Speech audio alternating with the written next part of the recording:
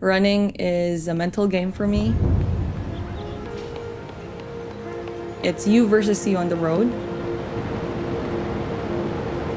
There are days that you feel under the weather, the program for today is extra challenging. You basically have all the reasons to stay in bed and just not go for a run.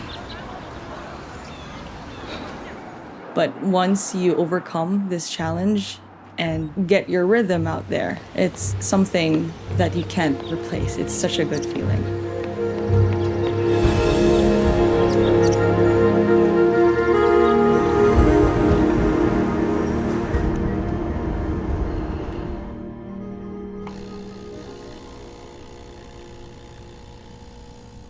Hi, I'm Joyce. I'm a physical therapist, and on my free time, I like exploring the city by running around. Running has a special spot in my heart. As an advocate of physical mobility and fitness, finding a hobby that strengthens my mind, my heart, my body overall is a winner for me, so I like doing that.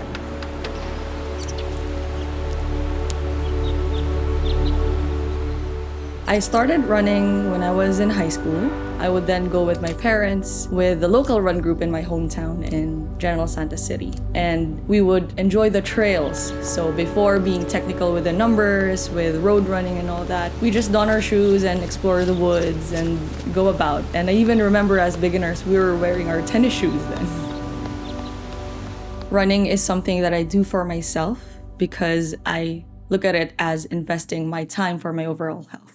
I feel like when I listen to music, pace through the rhythm, and basically calculate all my deep thoughts, it's a form of meditation for me and a form of escape in this fast-paced world.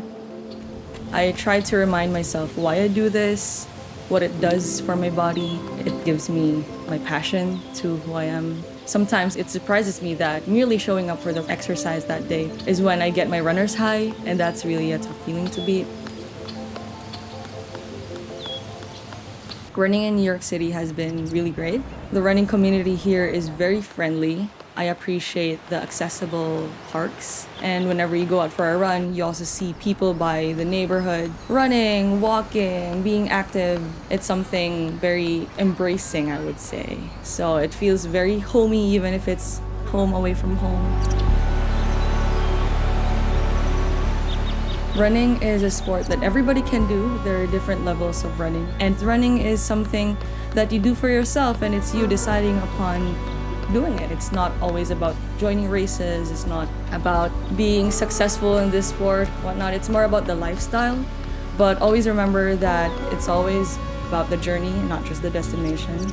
As long as you keep going and do your part, it will eventually fall into place. And that's what I do.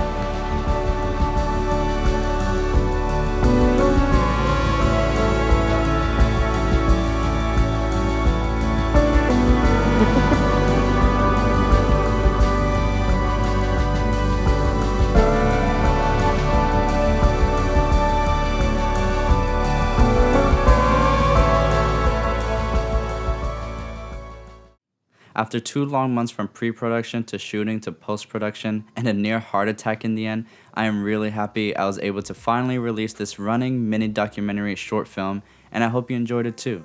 Also, I hope you like this festive background just for a little change of scenery. I'm planning to put together a little behind the scenes from this short film to talk about everything that went into it. So if you have any questions about that, make sure to leave them down below and I'll try to answer them in the next video. Now, if it's any questions about coloring, I can probably make an updated video on color grading, but my most 2 recent videos on that topic are pretty much what I did for this short film, so you could check those out. Now, there's so much to say, but first off, let me say thank you not just for 2, not 5 or 10, but 13,000 subscribers. I am blown away by all the support, and I'm definitely planning on making a video talking more about that and my future plans here for this channel since so many of you are new here. Also, why not leave a like if you enjoyed the short film and to show your support, and subscribe if you're new as well. And second, I have to give a huge thank you to Joyce. All of this wouldn't have been possible without her, and she was super fun to work with and made it really easy to shoot. Since the beginning of the summer, I had this idea to make a running documentary to have in my portfolio, but also to show my skills as I've been growing more and more, and I feel like with every video I make, my skills keep getting better, and I hope this shows that. Even with having a very tight schedule and not being able to do everything I wanted for the short film, I am very proud of what we were able to do with the limited resources available to us. Being able to share stories like this is something I really enjoyed doing, and I want to become a bigger filmmaker that's a part of bigger films, and I feel like this is the first step I'm taking to getting closer to that goal. And to mention the little heart attack earlier, I almost lost the whole project because of one corrupted timeline within the project, but I was able to figure that out and delete the timeline and save the project. So it's a good thing I had a backup as well. So just make sure you have backups when you're doing things like this. But that's pretty much it for this video. If you enjoyed the short film, why not hit that like button, subscribe if you're new to the channel, and don't forget to drop a comment below for the behind the scenes, and I'll see you in the next one. Festive, festive. Ah, Peanut. You made it into the video. Wanna say hi?